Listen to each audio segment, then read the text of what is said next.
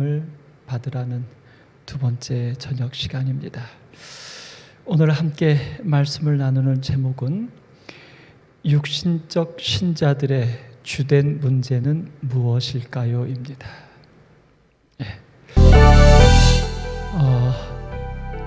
석재 씨, 제 마이크가 너무 떨리는 것 같네요. 파울링. 오늘 아침에 우리는 세 부류의 사람에 대해서 말씀을 좀 나누었습니다. 자연인, 육신에 속한 그리스도인, 신령한 그리스도인. 오늘 그 중에서 오늘 이 시간에는 육신적 그리스도인, 육신에 속한 사람들을 향하여 그들의 문제는 무엇이며 그 문제를 어떻게 회복할 수 있을지에 대하여 하나님의 말씀을 함께 살펴보려고 합니다. 로마서 8장 8절에 육신에 있는 자들은 이라고 말합니다. 그리고 그 육신에 있는 자들에게 있어서 가장 크게 안타까운 문제 하나를 제시하고 있는데 하나님을 기쁘시게 할 수 없느니라 입니다. 일반적으로 성경에서 가장 안타까운 것은 구원받지 못한다라고 하는 이야기인데 오늘 여기 육신에 속한 그리스도인들에게 있어서 가장 큰 안타까움은 하나님을 기쁘시게 할 수 없다는 것입니다. 오늘 이 부분에 대하여 우리는 다시 한번 깊이 있게 생각해 보아야 합니다. 우리가 하나님을 믿는 이유가 무엇인가 라고 하는 것입니다. 우리의 믿음의 목표가 어디냐라고 하는 것입니다. 많은 부분 우리는 사실 이 세상의 종교라고 인정받을 때 필수적인 요소 가운데 하나가 무엇이냐면 죽음 이후에 내세관이 있을 때 그것이 종교입니다. 결국 우리가 종교를 선택한다고 하는 것은 우리의 분명한 종교 선택의 제1 목적은 죽음 이후의 삶에 대한 소망 때문입니다. 그것은 가장 기본입니다. 그럼에도 불구하고 만약 우리가 신앙을 선택하고 하나님을 믿는 것이 죽음 이후의 어떤 삶만을 위한 것이라면 죽기 전까지 우리의 삶의 삶은 신앙의 생활은 그러면 어떻게 하란 말인가라고 하는 질문입니다. 그저 죽음 이후의 구원의 문제만 해결되는 것이 종교고 내가 신앙을 하는 이유라면 그 사람들의 살아있을 때에 하나님을 믿는 신앙하는 삶의 모습은 어떻게 될까요? 오늘 그런 관점에서 사도 바울은 육신에 있는 자들, 그리스도를 믿지만 하나님을 믿지만 신앙 안에 있지만 여전히 육신에 속한 성령과 연결되지 아니하고 그리스도인이지만 세상과 연결된 사람들에 대하여 말할 때 그 사람들의 구원을 논하고 있는 것이 아니라 그들의 삶의 모습이 하나님을 기쁘시게 할 수 없다라고 하는 문제를 던져주고 있습니다.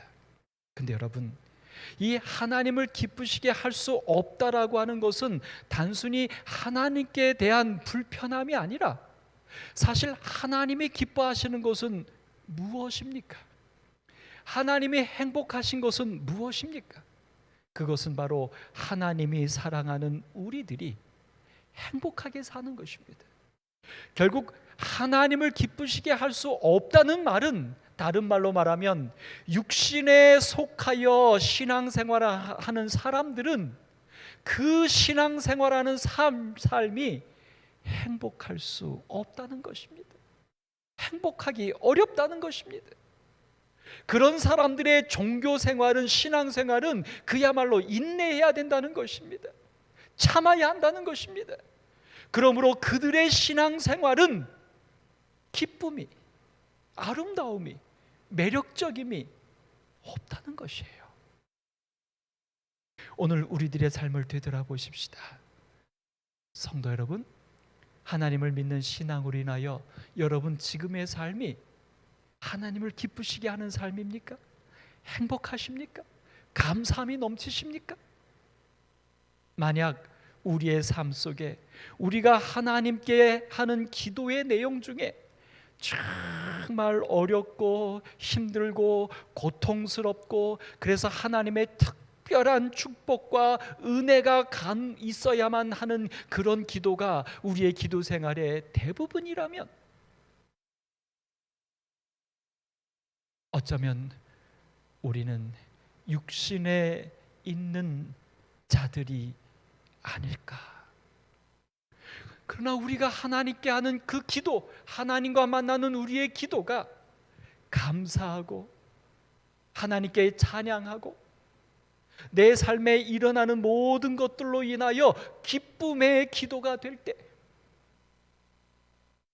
우리는 정말 신령한 영의 인도함을 받는 신앙생활을 하고 있다라고 생각해도 틀림이 없을 줄 압니다.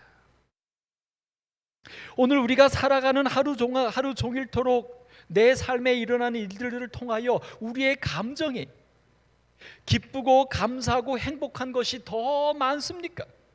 아니면 허무하고 근심이 되고 절망이 되고 염려가 되고 걱정이 되는 것이 더 많습니까? 오늘 고린도전서 3장 3절과 4절을 표준 새 번역에서는 이렇게 번역해 주고 있습니다. 바울이 육신적인 교인들을 이렇게 구별하는 바울의 표현입니다. 여러분은 아직도 육에 속한 사람들입니다. 고린도 교회 교인들에게 보내는 편지 속에서 당신들 중에 이런 사람들은 아직도 육에 속한 사람들입니다 라고 전제하면서 그 뒤에 내용을 읽습니다. 여러분 가운데서 시기와 싸움이 있으니 교인들 가운데서 서로 무리를 짓고 서로 마음에 안 들어서 시기와 싸움이 있으니 여러분은 육에 속한 사람이고 인간의 방식대로 살고 있는 것이 아닙니까? 그러니까 세속적인 관점과 세속적인 생각을 가지고 교인으로 살고 있으니 교인들 사이에서도 시기와 싸움이 일어난다는 거예요. 그러면서 그것에 대한 한 예로 어떤 사람은 나는 바울 팬이다 라고 말하고 또 다른 사람은 나는 아볼로 팬이다 한다니 여러분은 육에 속한 사람이 아니고 무엇이겠습니까? 오늘 우리가 바라보는 사람들, 우리가 만나는 사람들, 내가 하루 종일 겪고 있는 일상들 속에서 시기와 싸움과 억울함과 분노가 근심이 더 많습니까? 아니면 감사하고 고맙고 행복하고 기쁨이 되고 행복이 되는 것이 더 많습니까?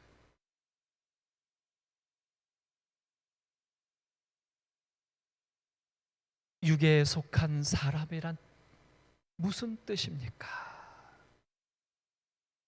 이들은 신체적 힘에 의존해 사는 사람들입니다. 그러니까 그리스도를 믿는다고 하면서도 그리스도를 의지하는 게 아니라 신체적 힘, 다른 말로 말하면 그냥 현세에서 일어나고 있는 사실들과 그 사실들 속에 포함되어 있는 나의 경험, 그 감정, 그런 것들에 의존해 사는 사람들이라고요. 자신에게 선천적으로 부여된 능력과 재능에 의존하여 성령과는 무관하게 사는 사람들을 육에 속한 사람이라고 말한다는 것입니다. 여러분, 오늘 육에 속하셨습니까? 신령에 속하셨습니까? 오늘 하루 종일토록 감사한 일이 많으셨습니까? 근심과 염려가 많으셨습니까? 그래서 기도하자고 하는 것입니다. 그래서 우리에게 영에 속한 사람, 신령한 사람이 되어서 내 삶에 일어나는 모든 것들을 세상으로 보는 것이 아니라 하나님의 영으로 봄으로 그런 것들 속에서 하나님의 은혜와 하나님의 축복을 발견할 수 있어야 된다고 하는 것입니다. 그것이 영에 속한 사람들의 삶이라고 말하는 것입니다. 결정적으로 육에 속한 사람의 문제가 무엇일까요? 여기 교재 42쪽에서는 세 가지 문제를 지적해주고 있습니다. 많은 육신적 그리스도인은 첫째, 그들의 삶에서 불만족과 실망과 공허함으로 고심한다는 거예요. 그래서 이런 신앙을 하는 사람들은 늘 하나님 앞에 기도하는데 그 기도의 내용들이 다 이런 내용들이라는 거예요. 나를 도와주세요. 나를 구원해 주세요. 나에게 축복해 주세요. 나의 이런 문제를 해결해 주세요. 내가 이래서 괴롭습니다. 빌립보서 4장 4절에는 분명히 사도 바울이 우리에게 영에 속한 그리스도인, 정말 하나님을 사랑하고 성령의 이끌심을 받는 남은 자손의 삶에 대해서 분명히 뭐라고 말씀하셨냐면 주 안에서 항상 기뻐한다는 것입니다. 데살로니가에서도 말하죠. 항상 기뻐하라. 범사에 기도하라. 범사에 기도한다는 것은 무엇입니까? 성령의 이끌림을 받는다는 거예요. 성령의 이끌림을 받으면 항상 기뻐할 수 있다는 것입니다. 근데 오늘 우리가 기뻐하지 못한다면, 아니 하나님을 모르는 사람들과 똑같을 때에 기뻐하고 하나님을 모르는 사람들과 같이 똑같은 상황이 벌어졌을 때 우리도 슬퍼하고 근심한다면 우리가 그리스도인입니까? 아닙니까? 두 번째로 우리들이 육신적인 교인들에게 있는 문제를 이렇게 말합니다. 그들은 대체로 그 상태에 만족하며 살아간다.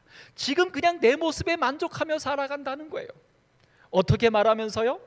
우리는 어차피 죄인이야. 우리의 힘으로는 할 수 없어라고 스스로 핑계하고 안주하면서 그냥 지금 내 삶에 그냥 만족하며 살아간다는 거예요. 그러나 분명히 하나님은 우리에게 말씀하셨습니다. 뭐라고 말씀하셨어요? 에베소 4장 13절, 온전한 사람을 이룬다. 그저 우리가 하나님을 안다, 하나님을 믿는 믿음 생활을 한다, 여기서 우리의 구원이 끝나는 게 아니에요. 하나님이 우리에게 원하시는 것은 우리의 모습 속에서 잃어버린 하나님의 형상을 온전하게 회복하는 것.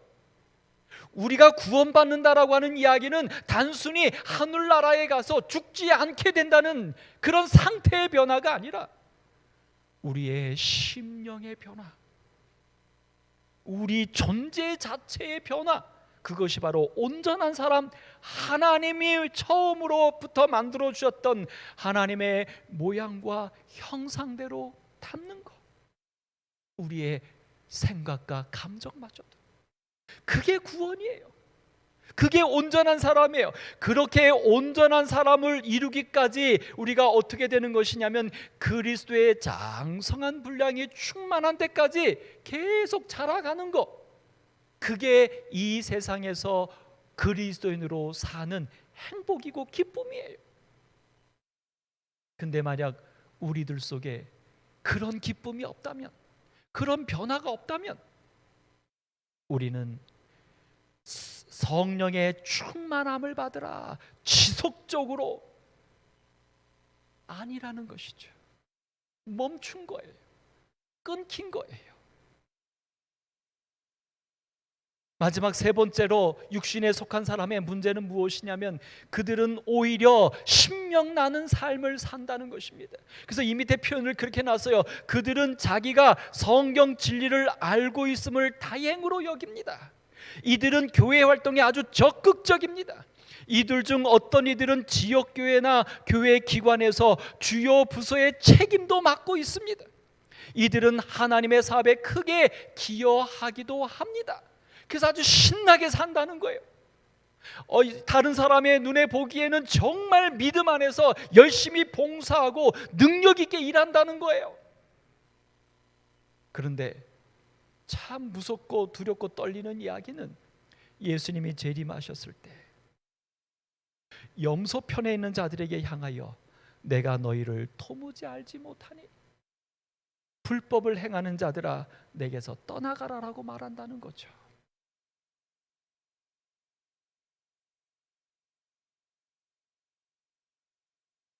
왜 그럴까요? 분명하게 우리에게 말합니다. 성령의 이끌리심을 받아서, 여기 위에 두 개 말했던 것처럼 내 모든 삶에서 하나님과 함께함으로 항상 기뻐하고 감사할 수 있는 삶,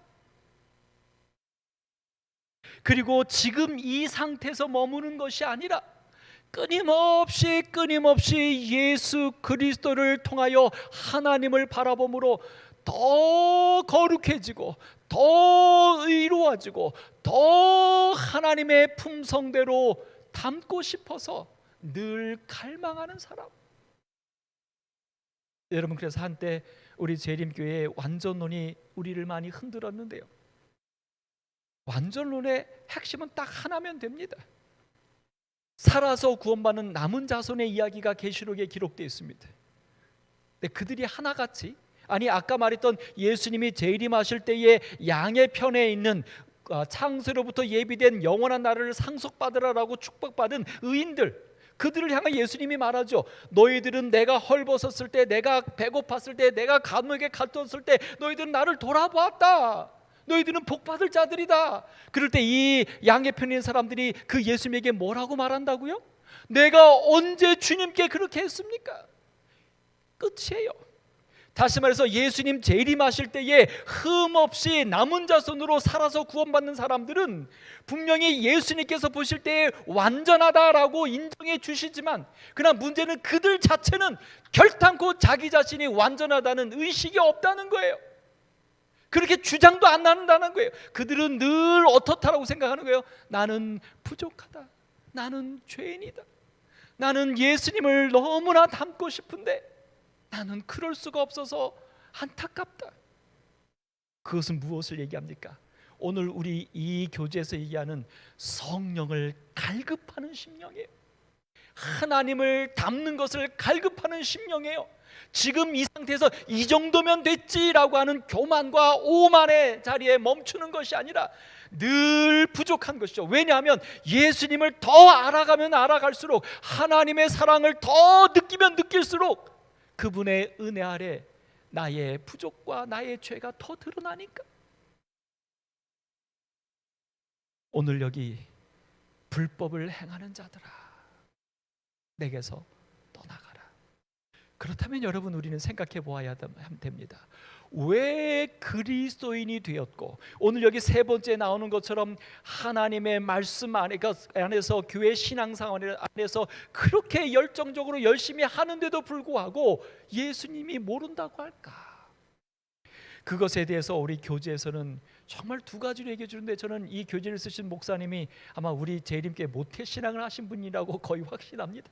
모태신앙을 하지 않은 분이라면 이런 걸 표현해내지 못했는데 두 가지를 얘기하고 있어요. 신자들의 육신적 상태를 식별하기가 왜 그리 어려울까? 다른 말로 말하면 우리 자신이 내가 정말 육신적인 그리스도인이라는 사실을 왜 못 느낄까? 왜 자각을 못할까? 두 가지 이유를 주고 있어요. 첫 번째는 뭐냐면 육신적인 신자들의 삶은 종교로 채워져 있기 때문이라는 거예요. 무슨 얘기냐면 하나님의 말씀대로 생활하는데 흐트러짐이 없어요. 가장 기본적으로 우리가 늘 얘기하는 11금 생활도 철저하게 합니다. 포함하여 헌금 생활도 철저하게 합니다. 안식일도 기억하여 거룩히 지킵니다. 뿐만 아니라 교회에서 여러 직분들을 맡겨질 때 그것도 정말 최선을 다하여 순종합니다. 그러니 누가 봐도 문제가 없어요. 이렇게 종교 생활을 철저하게 하고 있기 때문에 내가 육신에 속한 사람인지 영에 의하여, 성령에 의하여 이끌림을 받는 사람인지 자기 스스로도 분간을 못한다는 거예요.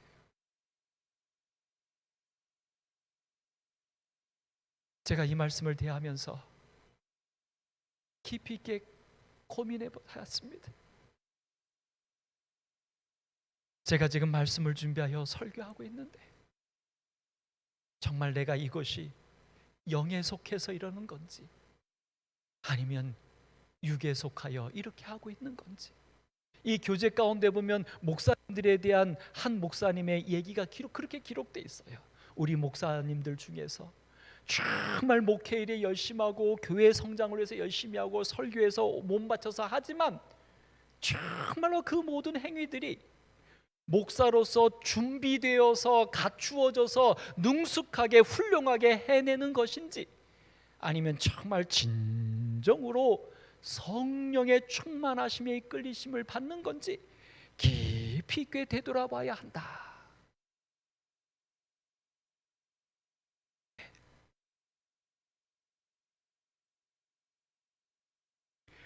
두 번째는 특별히 재림교인들에게 문제를 얘기합니다. 재림교인들은 진리를 믿는 백성이라는 확신과 긍지를 가지고 있기 때문에, 우리가 흔히 하지 않습니까? 다른 신앙하는 사람들이 모르는 성경에 깊이 있고 고귀한 진리를 다 알고 예언의 기별도 다 알고 우리가 참 진리를 가졌다라고 하는 그 교만함 때문에, 그리고 나는 그 진리를 알 뿐만 아니라 지금 그 진리 속에서 살고 있다라고 하는 그 안도감, 그것 때문에 실제로는 뭐 하지 않고 있다고요? 내가 너희를 도무지 알지 못하는데,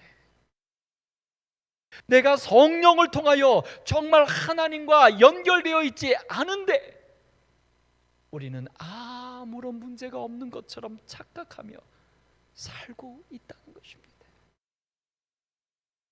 이 일에 대하여 우리는 또 반대로 이렇게 얘기하죠. 예수님께서 라오디게아 교인들에게 말할 때에 뜨뜻 미지근하다, 바로 이런 상태라는 거예요. 그 다음에 10처녀 비유 가운데서 미련한 5처녀에 대하여 미련하다, 미련하다, 깨닫지 못한다, 자기의 모습을 알지 못한다. 그 이유를 갈라디아서 6장 7절에는 이렇게 말합니다. 육체를 위하여 심는 자는 육체로부터 썩어질 것을 거두고 성령을 위하여 심는 자는 성령으로부터 영생을 거두기 때문이다. 그러니까 여러분, 심각한 얘기입니다. 여기 갈라디아서 6장 7절에 시작하면서 이렇게 말해요. 스스로 속이지 말라. 하나님을 모르는 사람들한테 하는 얘기 아니에요. 하나님을 믿는 사람들한테 하는 얘기예요. 좀 더 정확하게 말하면 제대로 믿으려고 하는 사람들에게 하는 말이에요. 스스로 속이지 마라. 아까 그 두 가지, 나는 종교 생활을, 신앙 생활을 철저하게 하고 있고, 또 나는 성경의 모든 진리를 다 알고 그 진리를 받아들였으며 그 진리대로 살고 있다라고 하는 이 두 가지 가지고 내 스스로를 속이지 말라는 거예요. 내가 정말 성령의 충만하심으로 하나님과 연결된 삶을 살고 있는지, 아니면 형식과 습관에 빠져서 살고 있는지.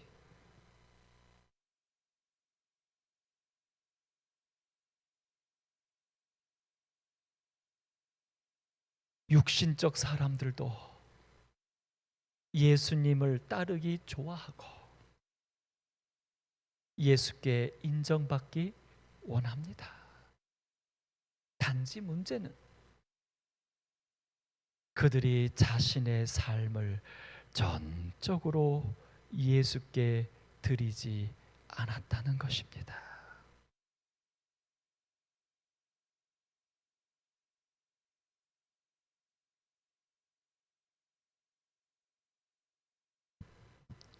교재를 쓰신 목사님은 우리에게 이렇게 호소합니다. 형제자매 여러분, 그러므로 나는 하나님의 자비하심을 힘입어 여러분에게 권합니다. 사도 바울의 권면을 이렇게 풀어주었어요. 여러분의 몸을 하나님께서 기뻐하실 거룩한 산제물로 드리십시오. 이것이 여러분이 드릴 합당한 예배입니다. 여러분, 아까 시작할 때 어떻게 말씀드렸어요? 육에 속한 자는 하나님을 기쁘시게 하지 못합니다. 하나님을 기쁘시게 하지 못하는 삶을 제가 아까 설명드렸어요. 신앙생활하면서 행복을 못 느끼는 것입니다. 여러분, 우리 솔직하게 한번 얘기해 보시자고요. 여러분들 처음 신앙하셨을 때 30년 전, 20년 전 교회에서 청소하는 것이 행복 아니었습니까? 교회에 꽃꽂이하는 것이 기쁨 아니었습니까? 차량 봉사하는 것이 감사함 아니었습니까?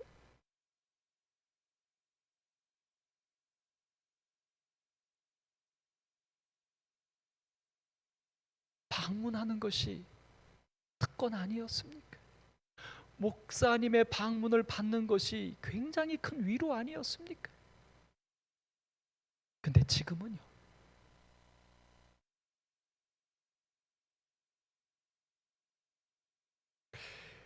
아마도 이제 한국에 있는 거의 모든 교회들이 우리 교회처럼 현실에 맞추어서 교회 청소를 예전처럼 집사님들이 순번을 짜서 돌아가서 하는 교회가 이젠 거의 없는 걸로 압니다. 그리고 다 집사회비나 교회 재정에서 다 위탁하지요. 지혜롭습니다. 지혜로운 방법입니다.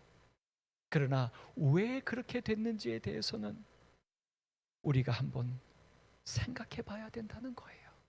그럼 반대로 세탁기가 생겨서 시내가에 가지 않는 대신에 주부로서 우리의 가족을 위하여 내가 행복하게 봉사하는 무언가가 있으면 지혜로운 것입니다.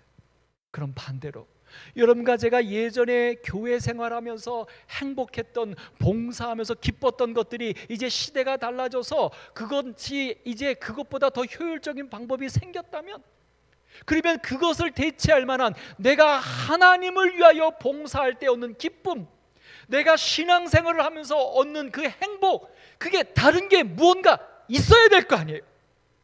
근데 문제는, 죄송합니다, 연말 기도주니까 제가 신랄하게 말씀드립니다, 없다는 거예요. 사라졌다는 거예요. 내가 신앙생활을 하면서, 교회 생활을 하면서 정말 그 교회 생활에 내가 어떤 부분을 맡은 것 때문에, 내가 어떤 것 하는 것 때문에 내가 정말 흥분이 되고 감격하고 감사하고 은혜 충만한 것들이 없어진다는 거예요.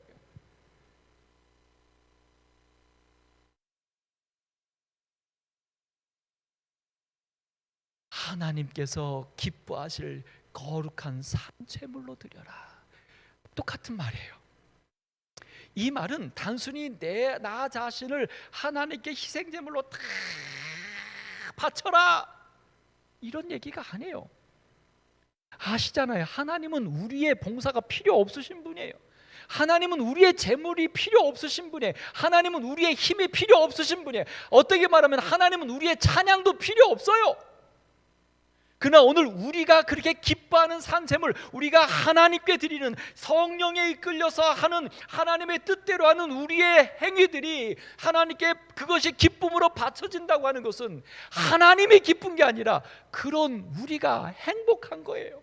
그런 우리가 하나님의 자녀답게 하늘나라가 아니라 이 땅에서도 하늘의 삶을 사는 거예요. 그게 구원이에요. 그게 하나님의 행복이에요. 사랑하는 오남교회 성도 여러분, 재림 성도들이시여, 우리의 신앙생활이 이 세상에서 우리가 경험하는 어떤 것보다도 가장 행복하고 감격스러운 오늘 우리가 되기를 간절히 바랍니다. 제가 심하는 우리 오남교회, 저는 늘 주장하고 늘 제가 기도합니다. 어린아이로부터 어른에게 이르기까지 이 오남교회에서 행해지는 모든 것들로 인하여 그들의 삶의 최고의 행복이 되기를 소망합니다. 하나님 안에서 오늘 그런 예배, 하나님께서 기뻐하시는 거룩한 산제물로 우리의 삶이 드려지는 그런 영의 인도함을 받는 오늘 우리들의 삶이 되기를 간절히 소망합니다. 육신에 속하여서 의무로 행하고, 그렇게 하지 않아서 어떤 어려움이 닥치면 하나님께서 나를 깨달으라고 시험하셨네, 이렇게 말하지 말고요, 하나님은 그런 쪼잔한 분이 아니라고 말씀을 드리지 않습니까? 오늘 여기 미련한 처녀와 슬기로운 처녀에 대한 비교를 살펴보면 그들은 모두 처녀였다는 것입니다. 다른 말로 말하면 그들은 모두 처녀, 더럽히지 아니한 순수한 믿음을 가진 사람들이었다는 거예요. 그 다음에 그들은 모두 등을 가졌습니다. 밝은 빛, 인생의 등불, 성경을 모두 가졌다는 거죠. 진리를 알았다는 거예요. 그들은 모두 신랑을 맞으러 갔습니다. 그들은 모두 재림을 기다리고 있었던 올바른 신앙생활을 하고 있는 사람들이었어요. 근데 그들은 모두 졸며 자고 있었습니다. 그럼에도 불구하고 그들의 등에 불은 계속 빛나고 있었어요. 우리의 연약함에 한계가 있지만 그러나 빛은 나고 있었다는 것이에요. 그 빛을 잃어버리지 않았어요. 그리고 그들은 모두 등을 준비했습니다. 그렇습니다. 그들의 삶 자체는 자연인이 아닌 그리스도인이었기 때문에 빛을 비추고 있었어요. 근데 문제는 무엇입니까? 그들 중에 절반의 등이 꺼져갔어요. 그리고 꺼져가고 있다는 사실도 알아챘어요. 모르는 게 아니에요. 알아챘어요. 그런데 그들이 한 선택이 무엇입니까? 슬기로운 처녀들에게 좀 나눠달라고 요청합니다. 그들이 슬기로운 처녀가 같이 쓰기에 부족할 것 같다, 그러면서 차라리 파는 자들에게 가서 사라. 근데 여러분, 저는 이 비유의 마지막 부분이 제가 굉장히 고민하는 부분입니다. 기름을 사러 가? 파는 자가 있어? 여러분, 믿음을 어디서 삽니까? 근데 비유는 그렇게 나와요. 근데 더 재미난 것이 무엇인지 아십니까? 슬기로운 처녀들이 기름을 파는 자들에게서 사라 그랬더니 이 미련한 처녀들이 어떻게 했어요? 성경에 보니까 사러 갔다 그랬어요. 사러 간 사이에 신랑이 오므로 다 신랑 집에 들어갔고 문이 닫혔다. 문이 닫힌 다음에 이 미련한 처녀들이 돌아와요. 그리고 문을 두드려요. 열어달라고. 기름을 사왔는지 안 사왔는지는 기록이 되어 있지 않아요. 근데 문을 두드려요. 그런데 안에서 뭐라고 말해요? 이때 나오는 이게 바로 그게 내가 너희를 알지 못하노라. 여러분, 뭘까요? 우리는 여기에 없는 기름, 성령이라고 말을 하고 하는데 단순히 그것 말고 저는 여러분에게 이렇게 한번 말씀을 드려보고 싶어요. 이 미련한 처녀들이 그 집에 신랑의 혼인잔치에 들어가지 못한 진짜 이유는 뭡니까?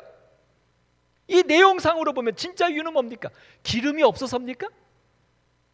기름이 없어서예요? 불이 꺼져서예요? 아니요. 뒤에 나오는 이야기에는 문을 열어주지 않을 때 너한테는 기름이 없으니 넌 자격미달이야, 이런 말 안 해요. 너의 등잔은 이미 기름이 없어서 꺼져가니까 너는 안 돼, 이런 말도 안 하셔요. 그냥 문을 두드리니까 뭐라고 말해요? 나는 너를 알지 못한다. 그러면 이 비유 가운데서 이 미련한 처녀와 슬기로운 처녀의 차이는 뭘까요? 슬기로운 처녀는 신랑을 봤다는 거예요. 그리고 신랑과 함께 들어갔다는 거예요. 근데 미련한 처녀는 신랑 봤어요, 못 봤어요? 못 봤어요.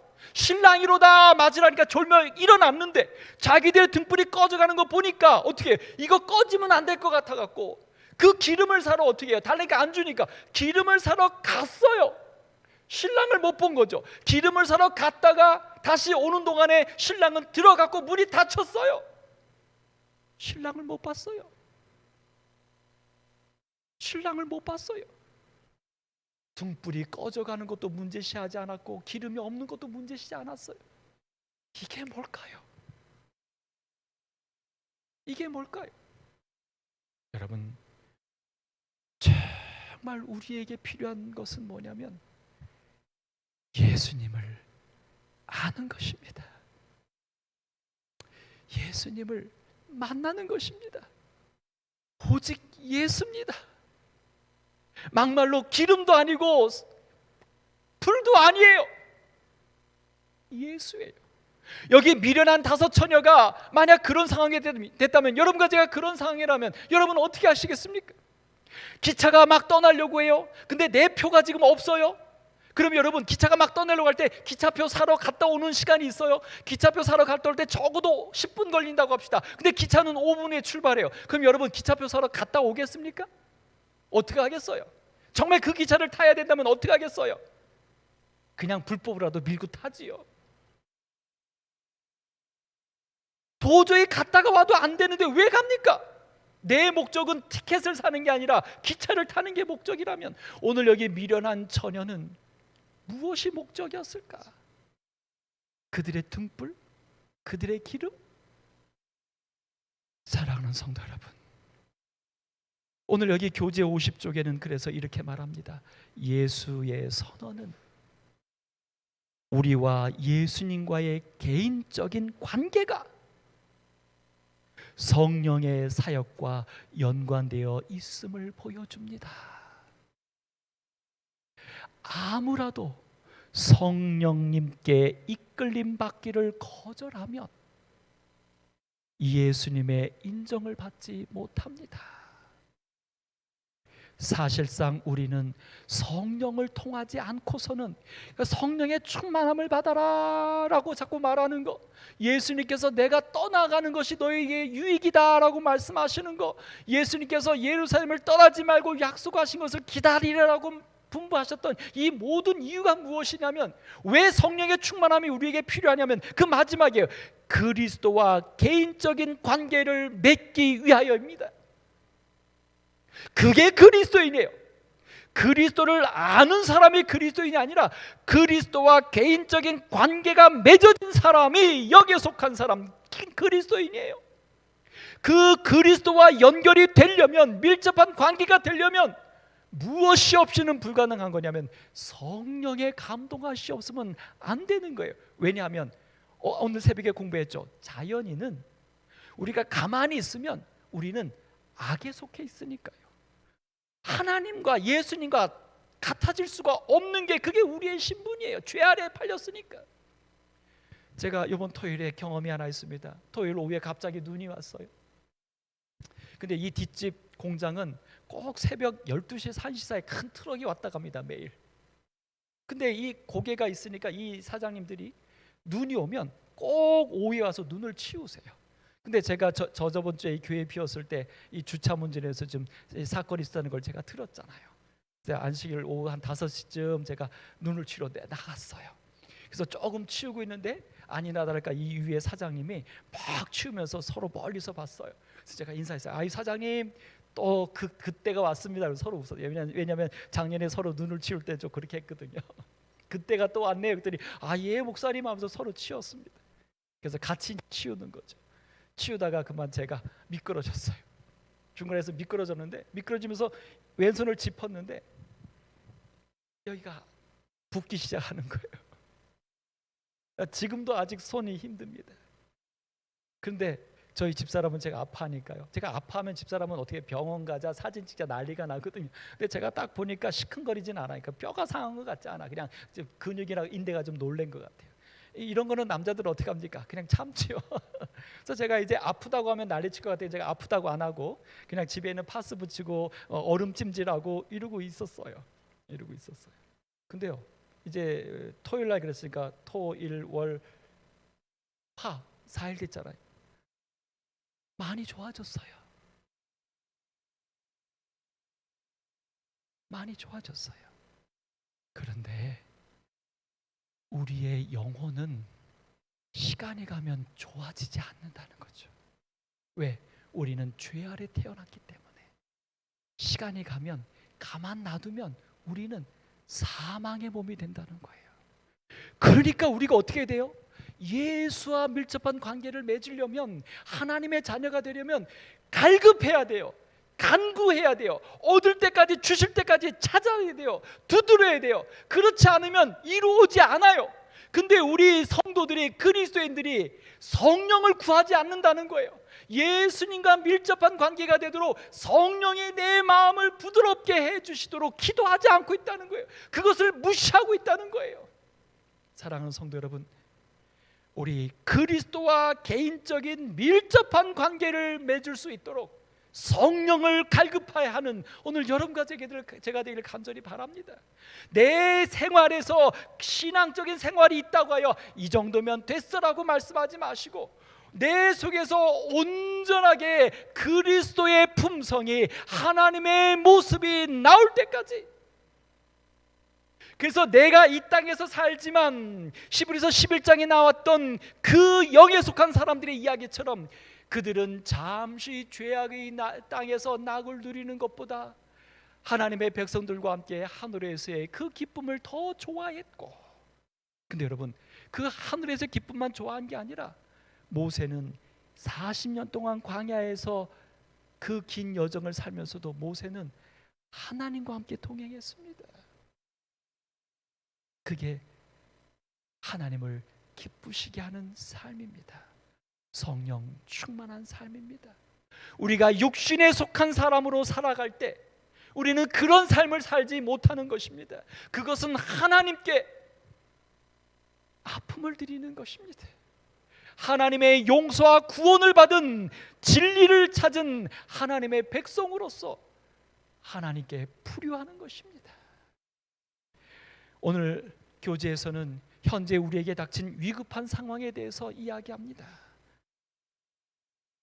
육신적인 그리스도인의 문제, 흔들림, 가라지를 이야기하고 있습니다. 그 다음에 열처녀의 비유 가운데서 미련한 5처녀의 존재를 얘기해주고 있습니다. 그 다음에 라오디게아 교회에 보내는 권면 가운데서 뜨뜻미지근하다, 너를 토하여 내치리라고 경고까지 주고 계십니다. 그 다음에 요한복음 3장에서 보면 거듭나지 않으면 하나님 나라를 볼 수 없다고 예수님께서 우리의 성령의 충만함으로 새 사람이 되어야 할 것에 대하여 말씀하고 있습니다. 디모데후서 3장 5절에는 경건의 모양은 있으나 경건의 능력은 없는 자들, 육신에 속한 그리스도인에게 이 말 아픔을 이야기하고 있습니다. 그리고 엘렌 G 화이트를 통하여 주신 계시의 말씀 가운데서 보면 우리 교인들 가운데 극소수만 준비되어 있다. 구체적으로 20명 중에 한 명도 준비됐다가 아니라 준비되지 않았다라는 말씀까지 주고 있습니다. 그러면서 계속해서 경고하고 있죠. 왜 졸고 있는가? 왜 졸고 있는가? 깨어라, 일어나라. 큰 위험이 우리에게 닥쳐올 것이고, 사단은 우는 사자처럼 택하신 자들도 미혹하게 하려고 더 계획하고 있다. 여러분, 이 엄청난 위급한 상황 속에서 우리가 어떻게 해야 합니까? 아직도 일용할 양식을 위하여 기도해야 합니까?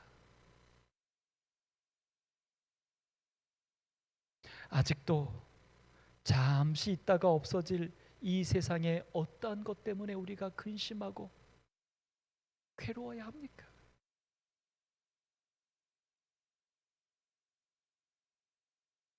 그러나 여기 이 모든 경고들은 사실은 우리를 사랑하시기 때문에 주시는 것이죠. 어떻게 해요? 우리의 위대하고 놀라운 하나님께서 우리로 신앙 부흥에 관심을 가지도록 성령을 통해 종용하시는 데는 이유가 있다는 거예요. 그러니까 이 모든 경고들은 우리를 신앙 부흥에 관심을 가져서 성령의 충만한 사람이 되도록 하시기 위해서 주신 기별이라는 거예요. 여러분, 그래서 저는 이런 말씀을 참 좋아합니다. 우리 성경에는 명령도 있죠. 그 다음에 경고도 있습니다. 근데 이 명령과 경고는 사실은 그것으로 끝나는 게 아니라 우리가 이렇게 얘기하죠. 명령은 곧 약속이다. 그럼 경고는 뭡니까? 경고는 곧 하나님의 은혜입니다. 결국 우리에게 명령하고 경고하고 있는 것은 우리에게 윽박지르려고 하는 것이 아니라 이렇게 상황이 이렇게 위험함이 있으니 내가 너희들을 구원코자 한다. 그러니 너희들이 구원받으려면 성령의 충만함을 입어서 나와 밀접한 관계를 맺고 살자라고 우리의 구원을 위하여 호소하시는 얘기인 것입니다. 이사야 41장 14절 버러지 같은 너 야곱아 너희 이스라엘 사람들아 두려워하지 말라. 나 여호와가 말하노니 내가 너를 도울 것이라. 아멘. 오늘 이 모든 성경의 경고 가운데 우리는 보아야 합니다. 경고로 인한 두려움에 빠질 것이 아니라 경고로 인한 두려움에 빠질 것이 아니라 경고로 인한 낙담에 빠질 것이 아니라 그 경고하신 그분의 마음, 우리에게 경고를 선언하신 그 하나님의 계획, 오늘 우리를 성령을 통하여 보내신 성령을 통하여 우리를 예수 그리스도와 하나 되게 하셔서 온전한 하나님의 사람이 되게 하심으로 이 모든 위험 가운데서도 우리를 지켜주시려고 하시는, 우리를 통하여 세상을 구원코자 하시는 그 하나님의 위대한 계획을 오늘 우리가 온전히 깨닫게 되기를 간절히 소망합니다. 그렇습니다. 우리가 더 깊은 관심을 가져야 할 주제는 위험이 아닙니다. 바로 경건의 부흥입니다. 하나님의 목적은 우리의 영적 결핍을 경감해 주시고 우리를 라오디게아 상태로부터 건져내 있는 것입니다. 하나님께서는 임박한 예수님의 재림과 재림 전 사건들을 위해 우리가 준비되기를 원하시는 것입니다. 하나님께서는 하나님의 계명을 지키며 예수의 증거를 가진 자들을 통해 이 온 세상을 위대한 경건의 부흥의 운동이 시작되기를 원하시는 것입니다. 그러므로 오늘 우리 하나님께 감사합시다. 육신적 상태에 처한 그리스도인이라도 큰 어려움 없이 신령한 그리스도인으로 변화될 수 있다는 것입니다. 아멘. 혹여 내 자신이 육신에 속한 그리스도인이라 많이 어려우셨습니까? 많이 고민하고 계십니까? 괜찮습니다. 그래서 우리에게 오늘 이 시간을 허락하셨습니다. 이제 오늘 우리를 신령한 그리스도인으로 만들어 주시기 원하시는 그 예수님의 초청과 그분의 간절함에 우리의 모든 것을 내어 맡기실 수 있게 되기를 간절히 바랍니다. 특별히 그리스도인이지만 육신에 속하여 살고 있던 우리들입니다. 이제 하나만 하면 됩니다. 그리스도인인데 어떤 그리스도인이 되냐면 그리스도를 아는 사람, 그리스도를 믿는 사람의 관점에서 그리스도를 닮는 사람, 그리스도와 하나가 되는 사람, 그리스도와 함께 사는 사람, 그것이 우리의 신앙의 이유요 목적이기를 간절히 바랍니다. 그럴 때 성령은 우리 속에 역사해 주실 것입니다. 우리 이 시간 간절히 기도하십시다. 하나님께서 우리 모두를 성령으로 충만케 해줄 것을 간절히 기도합시다. 하나님과 동행하는 매 발걸음에 풍성한 은혜를 더해 주셔서 기쁨의 삶을 경험할 수 있도록 기도하십시다. 성령께서 매 순간 우리의 인도자가 되어 주실 것을 간절히 기도합시다. 기도하심으로 이 시간 마치도록 하겠습니다.